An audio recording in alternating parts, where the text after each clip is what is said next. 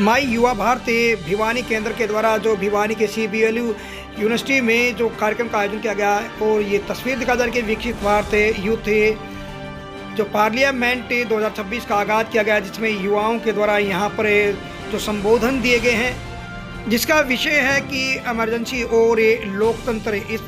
इस विषय के ऊपर जो यहाँ पर युवाओं ने, युवतियों ने जो अपना प्रकाश डाला है कि किस प्रकार से इमरजेंसी के दौरान किस प्रकार की स्थिति बनी और उससे देश को संभलने का किस प्रकार से मौका मिला, किस प्रकार से मीडिया के ऊपर दबाव बना और किस प्रकार से उनके अधिकारों को छीना गया। तो तमाम जो विचार यहाँ पर ऐसे कार्यक्रम में जो युवाओं और युवतियों के द्वारा रखा गया, जिसमें पाँच हैं जो सर्वश्रेष्ठ युवा हैं वो यहाँ पर चयनित किए गए हैं, जो कि विधानसभा और संसद में अपनी आवाज़ को बुलंद करेंगे और देश के प्रधानमंत्री नरेंद्र मोदी से भी रूबरू होने का मौका मिलेगा।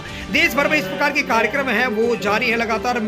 खेल एवं युवा कार्यक्रम मंत्रालय भारत सरकार द्वारा माई भारत द्वारा जो इस प्रकार के कार्यक्रम है, जो विकसित भारत यूथ पार्लियामेंट 2026 का आगाज़ किया जा रहा है। Special report Ashok Bhardwaj, ABP news. आज का युवा सशक्त बने। सशक्त कैसे होगा? विचारों से सशक्त होगा। एक बहुत ही फेमस कहावत है, so a thought reap an action, so an action reap a habit, so a habit reap a character, so a character reap a destiny.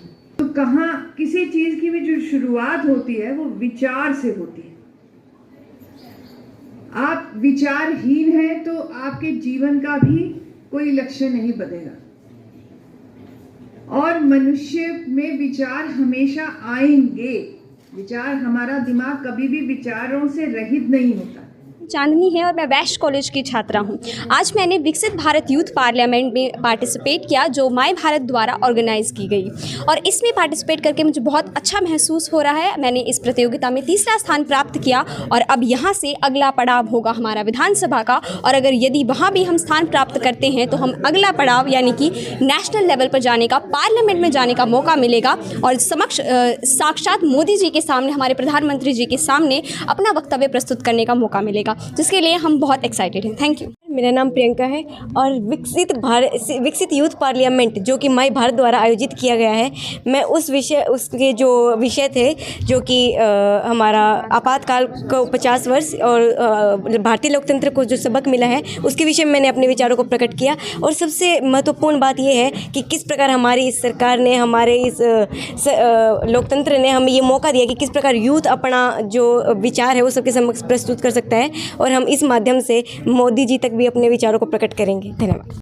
है या इसमें किस प्रकार से विद्यार्थियों को मौका मिलेगा पार्लियामेंट में? जी, आज डिस्ट्रिक्ट यूथ पार्लियामेंट और युवा कनेक्ट का कार्यक्रम था, जिसमें माई भारत पोर्टल के माध्यम से युवाओं ने हिस्सा लिया, जिसका आज डिस्ट्रिक्ट यूथ पार्लियामेंट का आयोजन था basically CBLU Bhiwani old campus में, जिसमें युवाओं को मौका दिया गया 50 ईयर्स ऑफ इमरजेंसी के टॉपिक पर बोलने का। तो उस पर युवाओं ने हिस्सा लिया है और 5 युवा सेलेक्ट होंगे। बेसिकली डिस्ट्रिक्ट से 5 युवा सेलेक्ट हुए हैं जो स्टेट यूथ पार्लियामेंट होगी उसमें पार्टिसिपेट करेंगे, और स्टेट यूथ पार्लियामेंट से जो टॉप 3 विनर होंगे, फर्स्ट सेकंड थर्ड, वो नेशनल यूथ पार्लियामेंट में स्टेट का प्रतिभाग करेंगे।